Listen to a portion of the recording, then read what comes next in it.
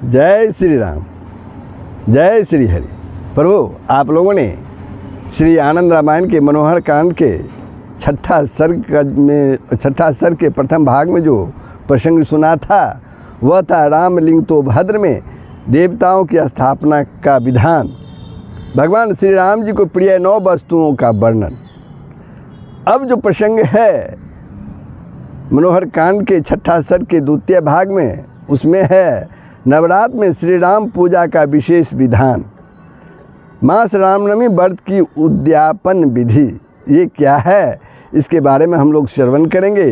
प्रभु, प्रसंग प्रारंभ हो उसके पूर्व आप लोगों से नम्र निवेदन है, यदि आपने वीडियो को सब्सक्राइब नहीं किया है तो अवश्य ही सब्सक्राइब कर देंगे, बेल आइकन को दबा देंगे, कमेंट करेंगे, शेयर करेंगे। जय श्री हरि, जय श्री राम। तो प्रसंग प्रारंभ होता है। अब गुरु रामदास जी अपने शिष्य विष्णुदास जी से कहते हैं, हे शिष्य, मैं इस विशेष पूजा विधान को बतलाता हूँ। यानी विशेष पूजा विधान प्रभु श्री राम जी की, वो क्या है उसको ध्यानपूर्वक आप लोग तुम श्रवण करो। तो सर्वप्रथम एक ब्राह्मण दंपति के साथ अन्य 8 ब्राह्मणों को निमंत्रित करें। अपने घर की भूमि को विस्तृत लंबाई चौड़ाई में गाय के गोबर से लिपवाएं। उस गोमय से उपलिप्त भूमि पर अनेक प्रकार की रंगोली बनाएं और विविध कमलों की संरचना नीले, पीले आदि रंगों से करवाएं। उन सब के मध्य में एक मंगलमय सिंहासन स्थापित करें। उस सिंहासन पर बड़े बड़े सुंदर वस्त्र बिछाएं। उस पर अष्टोत्तर सहस्र या अष्टोत्तर शत मंगलमय श्री रामलिंग तो भद्र श्री रामलिंग तो भद्र या अष्टोत्तर सहस्र या अष्टोत्तर शत श्रेष्ठ राम तो भद्र बनाए। उसके बाद उस भद्र के ऊपर स्वपत्नी विप्र को बैठाएं। विप्र की पत्नी विप्र के वाम भाग में पश्चिमोभिमुख होकर बैठे। उसके बाद उस ब्राह्मण दंपति में भगवान श्री सीताराम की भावना कर उनका आह्वान करें। सिंहासन में विराजमान विप्र रूपी उन ब्राह्मण के पीछे एक अन्य ब्राह्मण को स्थापित कर उनमें श्री लक्ष्मण जी की भावना करें। मध्य में सिंहासन में विराजमान श्री राम रूपी ब्राह्मण के दाहिनी ओर एक विप्र को स्थापित कर उसमें श्री भरत जी का तथा बाईं ओर स्थित विप्र में श्री शत्रुघ्न जी का आह्वान करें। श्री राम जी के ठीक सामने एक अन्य स्थापित विप्र में अंजनी नंदन श्री हनुमान जी की भावना करें। श्री राम रूपी विप्र के वायव्य कोण आदि चारों कोणों में एक एक ब्राह्मण को स्थापित कर उनमें सुग्रीव आदि का ध्यान करें। उसके बाद पूजा करें। यह पूजा श्री राम की नवयातन पूजा कहलाती है, अथवा 5 विप्रों की जाने वाली पूजा सीता सहित श्री राम पंचायतन पूजा कहलाती है। जो सामर्थ्यहीन हो उसे यह पंचायतन पूजा सदा करनी चाहिए, या किसी सन्यासी को श्री राम जी के स्थान पर भक्तिपूर्वक बैठाना चाहिए। उस अति के वाम भाग में सुपारी से निर्मित सीता को स्थापित करना चाहिए। इस प्रकार की पूजा भली भांति संपन्न करने के बाद घर के भीतर किसी सुवासिनी स्त्री में देवी सीता की भावना करके उसकी विधिवत पूजा करके यथाविधि उसे भोजन कराना चाहिए। सर्वप्रथम सीताराम जी का श्रेष्ठ पूजन करने के बाद विविध प्रकार के उपचारों से अन्न आयतन देवों के रूप में प्रतिष्ठित ब्राह्मणों का पूजन करना चाहिए। श्री लक्ष्मण आदि का 16 उपचारों से स्थापित कर्म से पूजन करना चाहिए, या एक तंत्र से श्री राम का पूजन करना चाहिए। सबसे पहले पंचायतन देवों के रूप में स्थापित ब्राह्मणों का आह्वान करके उन्हें उत्तम आसन प्रदान करना चाहिए। उसके बाद सभी का अलग अलग पाद प्रक्षालन करना चाहिए।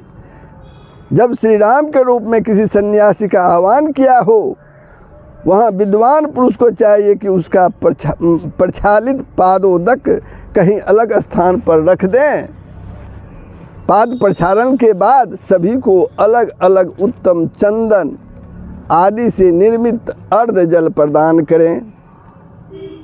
उसके बाद आचमन के लिए जल देकर स्नान के लिए जल अर्पित करें।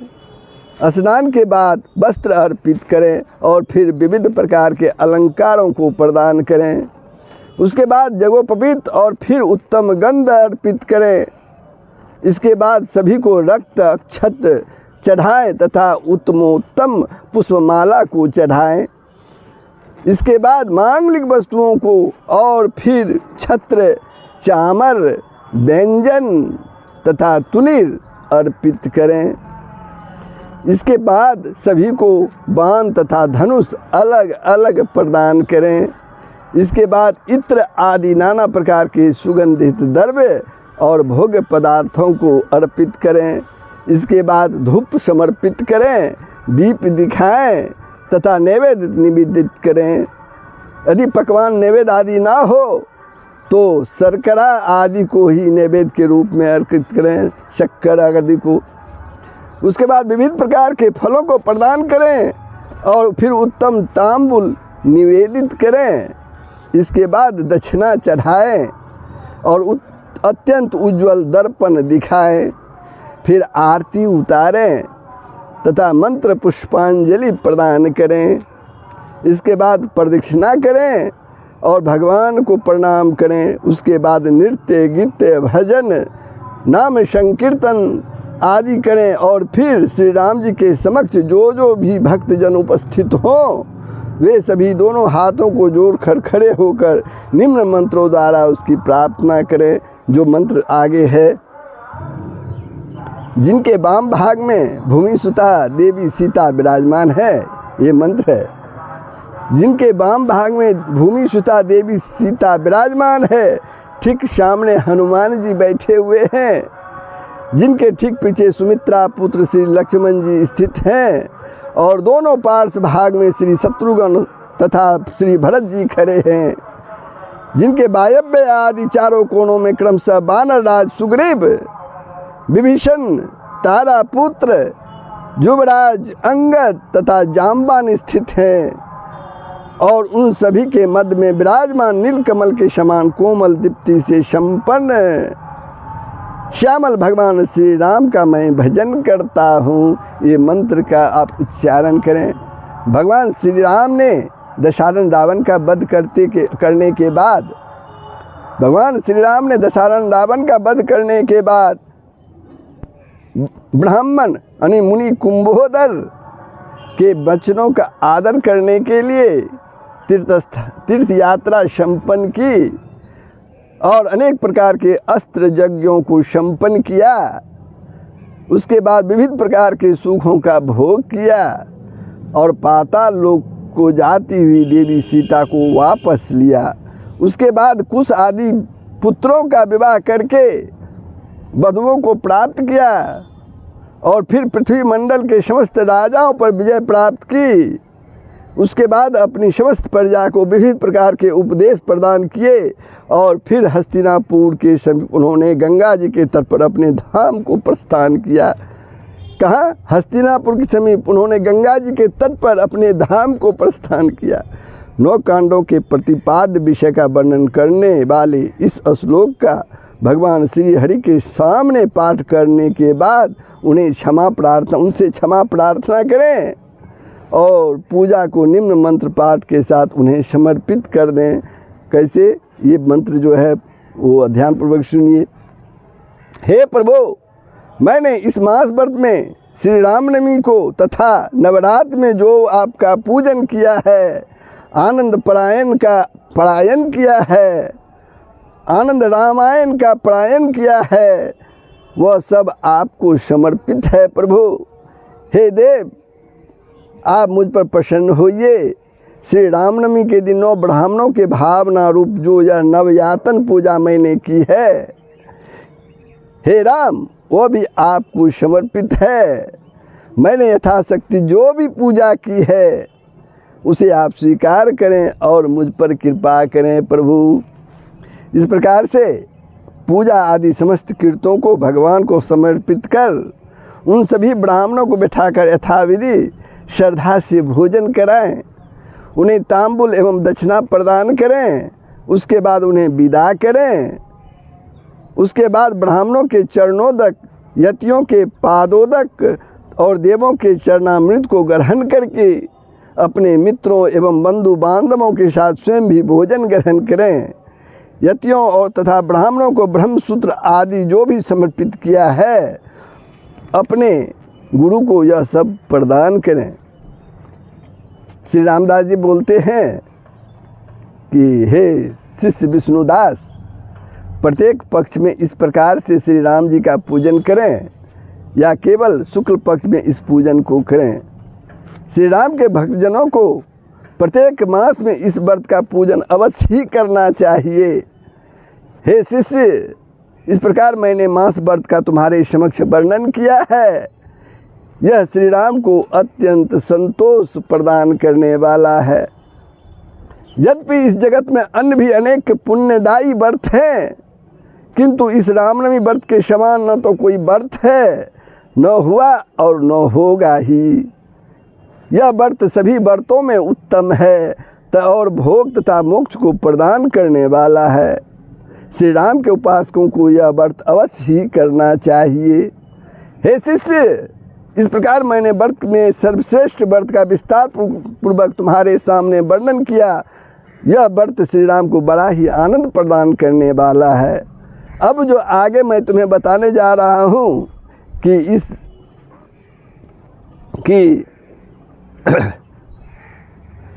इस रामनवमी मास व्रत का उद्यापन कब करना चाहिए, ये मैं आगे बताने जा रहा हूँ। गुरु रामदास जी शिष्य विष्णुदास जी से बोलते हैं। तो उद्यापन विधि क्या है उसे आप लोग ध्यानपूर्वक श्रवण करें। इस श्रेष्ठ मास नवमी व्रत को 9 वर्षों तक निरंतर करना चाहिए। मास नवमी व्रत को 9 वर्षों तक लगातार करनी चाहिए। और फिर चैत्र मास के आने पर श्री राम की जन्मतिथि श्री रामनवमी को इस व्रत का उद्यापन करना चाहिए। उस नवमी के दिन उपवास करके अधिवासन करना चाहिए। घर में वृंदावन यानी तुलसी उद्यान में, गौशाला और किसी देवालय आदि पवित्र स्थान में गोमय से अथवा चंदन आदि द्रव्यों से भूमि का समार्जन करना चाहिए। उसके बाद उस समर्जित लिपी हुई शुद्ध भूमि के ऊपर पत्थर आदि के चूर्ण से अनेक प्रकार के कमलों तथा मांगलिक चिन्हों, स्वस्तिका आदि की संरचना करें, बनावें और फिर उन्हें नीले पीले आदि रंगों से सुंदर ढंग से सुसज्जित करें। उसके बाद उसके ऊपर किसी पत्र आदि को स्थापित कर उसके ऊपर पूर्व में बताए गए राम भद्रों में से किसी एक भद्र की संरचना कर आसन के रूप में उसे स्थापित करें। उसे बताए गए नाना प्रकार के रंगों से चित्रित करें और उसके ऊपर अत्यंत सुंदर चित्र विचित्र रंगों वाला एक विशाल मंडप बनवाएं। उस मंडप के चारों दिशाओं में 4 द्वार बनवाएं और कदली के स्तंभों तथा इच्छुकों के दंडों से तोरण द्वार बनवाएं। विविध प्रकार की घंटाओं, मधुर ध्वनि करने वाली किंकिनियों से मंडप को सुसज्जित करें। उज्ज्वल प्रकाशमान सुंदर चित्र विचित्र दर्पणों से उसे चित्रित करें। अत्यंत सुंदर ध्वजा पताकाओं और मोतियों की मालाओं से उन्हें अलंकृत करें।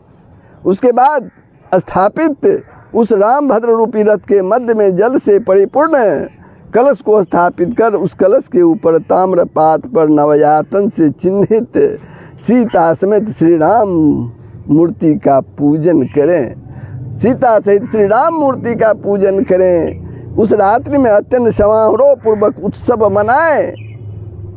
श्री राम की मूर्ति 9 पल सुवर्ण की बनानी चाहिए। 9 पल सुवर्ण की बनानी चाहिए। 9 पल कितना हुआ? 1 पल एक पल 4 कर्ष के बराबर होता है और 4 कर्ष 64 मासा के बराबर होता है, जो 5.33 तोला के बराबर होता है एक पल। यहाँ 9 पल के मतलब है कि उसके गुणक हो जाएगा।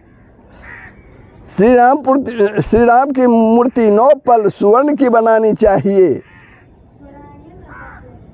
नवयातन के अन्य देवों श्री लक्ष्मण आदि की प्रतिमा चांदी की 5-5 पल की बनानी चाहिए। यदि सामर्थ्य ना हो तो बताए गए मान के आधे मान की अथवा उससे भी आधे परिमाण की बनानी चाहिए, या उससे भी आधे और उससे भी आधे परिमाण की बनवाएं, किंतु धन की कृपणता ना करें, धन की कंजूसी नहीं करें, रहते हुए धन उसकी कंजूसी ना करें। इस राम नवायतन की पूजा 16 उपचारों से करनी चाहिए और रात्रि में हरिनाम संकीर्तन आदि करते हुए जागरण करनी चाहिए। नवमी को इस प्रकार समारोह पूर्वक पूजा संपन्न कर 10वीं के दिन प्रातःकाल ही उठ जाएं और स्नान आदि से निवृत्त होकर श्री राम का यथाविधि पूजन कर श्री राम मंत्र के द्वारा 9000 आहुति देकर हवन करें। हवन तिल आदि से मिश्रित शाकल्य से अथवा खीर से अथवा 9 अन्नों के मिश्रण से करें। उसके बाद 9000 आहुतियों के दशांश के द्वारा दूध से तर्पण करें। उसके भी दशांश से मार्जन और मार्जन के दशांश से ब्राह्मण भोजन कराएं। उसके बाद वस्त्र जगोपवित चित्रासन उत्तरीय वस्त्र मुकुट झारी 9 प्रकार के अन्नों से भरा हुआ कांसे का पात्र भोजन के लिए उस 9 अन्नों से परिपूर्ण कांस्य पात्र के ऊपर रखा हुआ कांसे का घृत पूर्ण पात्र खड़ाऊं दिव्य आनंद रामायण की पुस्तक तांबुल दक्षिणा के साथ जो भी वस्तुएं श्री राम जी को प्रिय थी यथाशक्ति वे सब प्रत्येक ब्राह्मण को प्रदान करें। उसके बाद गुरु की भलीभांति पूजा करें और उन्हें बार बार प्रणाम करें और उस संपूर्ण पूजा सामग्री को दक्षिणा सहित गुरु को निवेदित कर दें। उन्हें बार बार प्रणाम करें और उनसे इस प्रकार प्रार्थना करें, हे गुरु, प्रत्येक मास में मैंने उद्यापन के साथ 9 वर्ष पर्यंत जो श्री रामनवमी व्रत किया है उसमें राघवेंद्र श्री राम प्रसन्न हो। आगे भी जब तक मैं जीवित रहूँगा श्री राम जी की प्रसन्नता के लिए व्रतों में सर्वश्रेष्ठ इस व्रत को करता रहूँगा। हे गुरु, आपकी कृपा से सीता सहित भगवान श्री राम मुझ पर प्रसन्न हो। इस प्रकार से प्रार्थना करके अपने गुरु को प्रणाम करके उन्हें विदा करें और फिर अपने मित्रों तथा बंधु बांधवों के साथ स्वयं भी भोजन ग्रहण करें। इस प्रकार से व्रत का उद्यापन करने के बाद आगे भी प्रत्येक मास में श्री राम जी के इस रामनवमी व्रत को लगातार करते रहें। मनुष्यों को चाहिए कि इस व्रत का त्याग कभी ना करे। विद्वानों ने जिस प्रकार से प्रत्येक एकादशी व्रत को नित्य बताया है, उसी प्रकार इस मास रामनवमी व्रत को भी नित्य कहा गया है। यदि सामर्थ्य ना हो तो अपनी शक्ति के अनुसार व्रत का उद्यापन करें। इस जगत में मनुष्य को चाहिए कि वे प्रत्येक मास की शुक्ल नवमी तिथि को उपवास रखें। इस प्रकार जो है ये उद्यापन की विधि आप लोगों ने श्रवण की। अब ये प्रसंग यहीं समाप्त होता है। आगे का जो प्रसंग है वह है रामनवमी व्रत की कथा। वो व्रत कथा क्या है आप लोग ध्यानपूर्वक उसका भी श्रवण करेंगे। तो प्रभु ये प्रसंग कैसा लगा कमेंट के माध्यम से बताएंगे, शेयर करेंगे, लाइक करेंगे। जय श्री हरि, जय श्री राम। सबका भला ही होगा, सबका कल्याण होगा, पूरे विश्व का कल्याण होगा। यही सनातन धर्म का मूल तत्व है। जय श्री राम।